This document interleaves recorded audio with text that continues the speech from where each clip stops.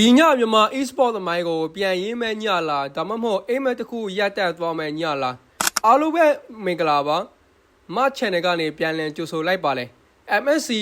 e-sport World Cup 2016 Grand Final မှာနောက်ဆုံးကြံနေတဲ့အသားစီးကတော့ T-Spirit ပဲဖြစ်ပါတယ်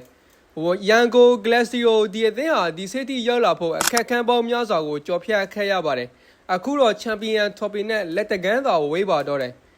တကွဲချင်းတကယ်ချင်းမှာမြန်မာပရိသတ်တွေရဲ့မျှော်လင့်ချက်တွေကိုကိုစားပြုထားတဲ့ YG ဟာ T-Spring လို ARG အသင်းကိုကြော်ဖြတ်နိုင်မလားဆိုတာဒီညမှာအဖြေထွက်ပါလိမ့်မယ် Best of 7 ကစားရမှာဖြစ်ပြီးအမှားတစ်ချက်က Champion Amet ကိုဖျက်ဆီးနေတယ်လို့အခွင့်အရေးတစ်ချက်ကလည်းသမိုင်းသိကိုဖန်တီးပေးနိုင်ပါတယ်ဒီည YG အတွက်မင်းတို့ရဲ့အားပေးသံတွေလိုအပ်နေပါတယ် Let's go YG bring the topic home အခုလိုဗီဒီယိုကိုစိုးတီးကြည့်ရှုပေးတဲ့အတွက်ကျေးဇူးထူးတင်ရှိပါတယ်ကျွန်တော်ကတော့ Mark ပဲဖြစ်ပါတယ်